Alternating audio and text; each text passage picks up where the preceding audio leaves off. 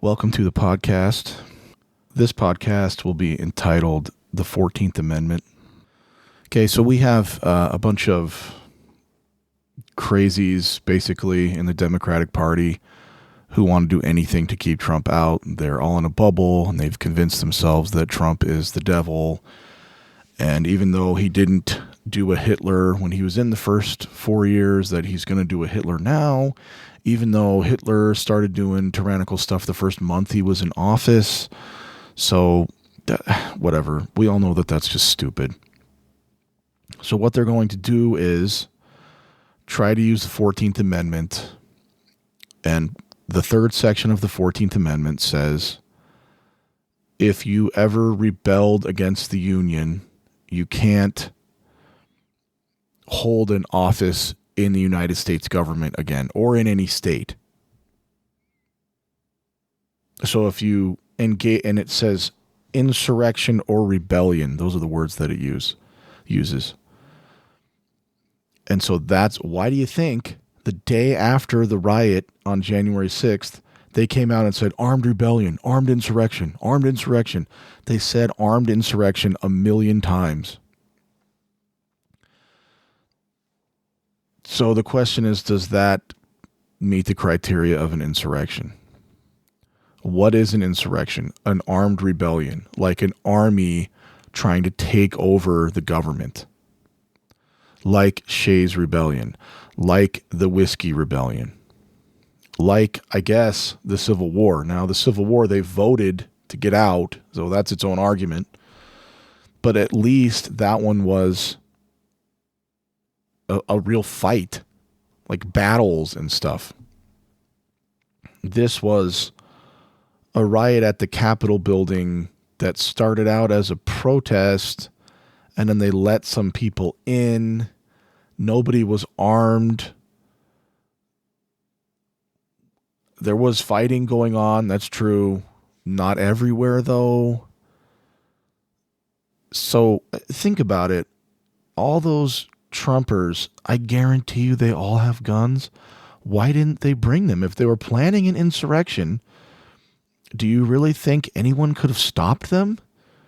If there was 500,000 or 50,000 or whatever it was there, if they brought all their guns and they were all like, we're taking over the Capitol building, nobody would have stopped them. And it would have been obvious that it was trying to take over the House and the Senate. There weren't even that many who barged in. There were some. There's videos of some. Okay. Most of the people who went in were just strolling around. Go watch the videos. Most of it wasn't violent. Most of it was just people walking around. Some of them high-fiving the security guards. This was not an insurrection. This was a riot, sure. Now, were all of them rioting? No, but for sure some of them were rioting. So Jamie Raskin in the House is talking about using the 14th Amendment to block President Trump even when he wins. Now, it says at the end of the 14th Amendment, the Section 3, it says Congress can override this with a 2/3. They can say, no, this person is going to have an office in the federal government because we want it by a 2/3. So I don't know how you declare this or who decides this. If Congress decides it or if the courts decide it, he says, and he's an idiot, but he says the court is supposed to decide it, but they won't because they're all corrupt Trumpsters. If it did go to the court, there's no way in hell they would go for it and to keep Trump out because it wasn't an insurrection. But when they decided that case in Colorado where they tried to keep Trump off the ballot, I think they unanimously said, no, states can't affect federal elections this way. Now, maybe Sotomayor, she's kind of a whack job. She would probably say, no, it was an insurrection. I don't know the other two. They seem a little more serious judges than her, but And if this did happen, okay, Trump would be gone, and then Vance would take over his spot, and it wouldn't overturn the election. It would just say this person can't be in the office. But okay, so he's gone now. So who takes over? The VP, right? Maybe they'll pull some shenanigans to try to undo that. But the main thing is we just have to win this and keep them out. Now, I know Trump matters, but Vance is pretty close to what Trump is, right? He's probably better than what Trump is, but so be ready for that. I can't believe we're at that point because all the work, like during January 6th, while it was happening, they said, oh, it's a riot, when they didn't say riot for 3 months. Well, there were riots all over the country, but they wouldn't admit they were riots. They're such idiot. It's so ridiculous. I can't believe how people can't see through it. I don't know what they're watching. I don't know what they're listening to. It's so weird. But see, then they look at us the same way and they keep saying we're in a cult. The difference is, I think the difference is, we're looking at information from wherever it's coming from. And they're the ones who are cloistered and only listening to their little gurus. That's how cults work, right? Where you listen to the leader and it says, don't listen to anybody else. Everybody else is evil except me. So everybody else is trying to lead you astray, right? So yeah, do I go and listen to MSNBC? Not really, because it drives me crazy, because it's propaganda. But do I go listen to people that I don't agree with? Yeah, actually, sometimes, if they have something interesting to say, because I might learn something. So anyway, another thing about the 14th Amendment, that, and keep in mind, the 14th Amendment really changed the structure of the country. It changed the United States from it's still a federal system, but it gave a lot more power to the federal government than the original Constitution did. And so it really changed the structure of the country. And one of the things it did was declare that birthright citizenship, that all the people born in a state are or citizens of that state and of the United States. Because what would happen is the southern states were playing this game where, oh yeah, black people can be citizens of the United States, but they're not citizens of Alabama, so sorry, they can't be citizens here, right? This was part of the Dred Scott decision. And we just dispensed with that with the 14th Amendment and said, no, you can't play that game. If people were here, born in this state, then they're a citizen of the state and the United States. We're not playing this game anymore.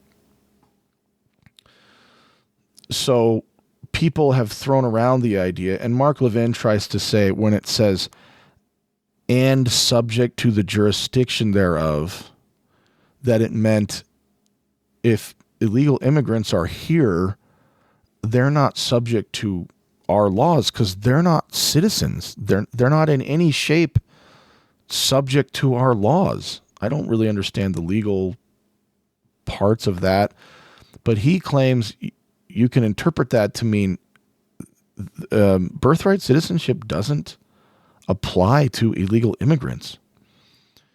And why else would they have put that in there? I don't really know what the and subject to the jurisdiction thereof means, but he claims it means that, and he's probably right.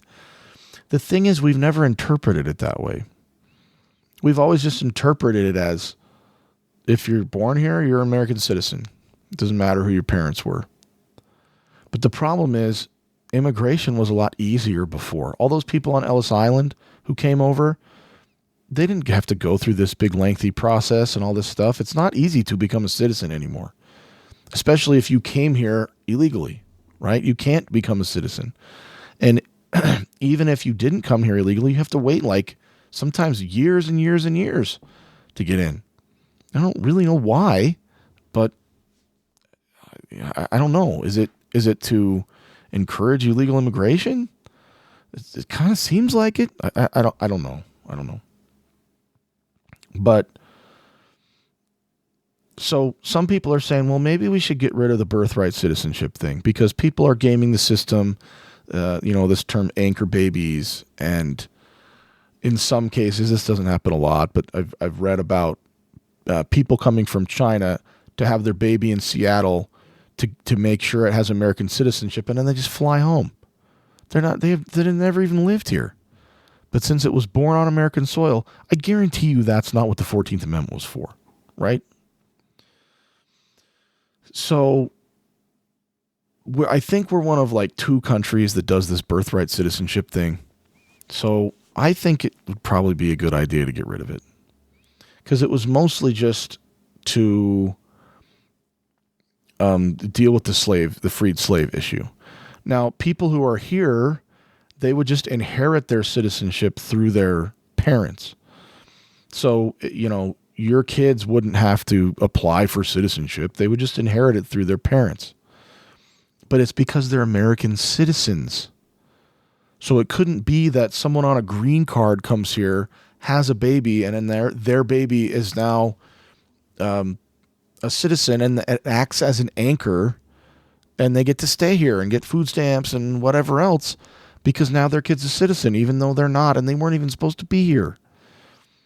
It's probably not what we should be doing. It's not the smartest idea. But it's in the Constitution, and we have always interpreted it that way. So Trump is saying we should change that. And Jamie Raskin and these other people are like, Biden today said, who's ever talked about that? Well, maybe we haven't been talking about it, but that doesn't mean we can't talk about it now. Just because people didn't talk about it before doesn't mean we're all racists now. Maybe it makes sense now. Maybe we have enough people here now. I think we're good. And if we're not good, we get to decide who comes in. So we get to make the laws how we want them. We get to make the Constitution that we want. If we don't want birthright citizenship, we don't have to have birthright citizenship. If we want it, then fine, we can have it. But we're not shackled by the Constitution. We can change it to whatever we think is best. So the other thing about this is merit-based immigration, right? This isn't a constitutional thing. This is just a law thing. We could just pass laws about immigration however we want them to be. And we could just do a point system. Canada does this. That's why they don't get people coming into their country who can't speak English, right? Which is a huge problem, right? We should just, look, there are millions, tens of millions of people around the world who want to come here who already speak English. Why aren't we just letting them in? Because Democrats want desperate voters, or people who are going to become voters, and Republicans want cheap labor. Let's just be real. That's why. And then the Republicans say, well, you want to pay $2 for a head of lettuce or $5 or whatever. No, I just want you to pay people a real wage. And stupid Bush said, they're doing jobs that Americans don't want to do. Yeah, for nothing. Yeah, for nothing. So you bring in people that you can exploit, and the excuse is, well, back home they'd be making peanuts. They're not back home. They're here, and you shouldn't be paying people nothing and lowering our wages. Maybe you have a bad business model. Maybe you're raking in too much profit. Maybe you could pay wages a little more, right? And I know that, we need to move past all of that. I'm sick of this. I'm sick of letting these people screw us over.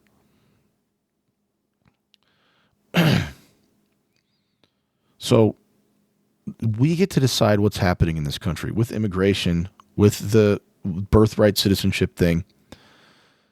And don't let the Marxists tell you that it's illegitimate what we're doing. We get to decide what happens in our country. Our country is entirely legitimate. Our government is legitimate. We have the right to say, you can't come here because we said so, because it's our government and our territory, and we run it and we have sovereign authority over it. Yeah, but the Indians and what? Okay, that's complicated, but that's water under the bridge. And guess what? The Indians are sovereigns too. They have a say in the government too. Yeah, but the colonizers and oh, shut up. We have sovereignty over this territory, and that's not going to change. And the Indians have sovereignty over the territory too. They get a say in what the government is too. So just because the government and the country isn't perfect doesn't mean it's not legitimate. And doesn't mean we don't have the right to defend it. And all the Marxists can scream and cry all they want, but they don't have any real solutions. They just have pie in the sky BS. When have they ever created a successful country? 0 times. 0 times. There are no successful Marxist countries. Oh, communist China. Yeah, China is successful in spite of communism. They largely have abandoned it. Now they just have kind of this authoritarian regime that controls a free market, basically. The ideals of Marx aren't really there anymore, right? So just stop listening to the Marxists. They're idiots. They're just off to the side now. They're powerful, and there's a lot of them, and there's a lot of brainwashed morons. But we get to decide what happens in our country. Thank you for listening.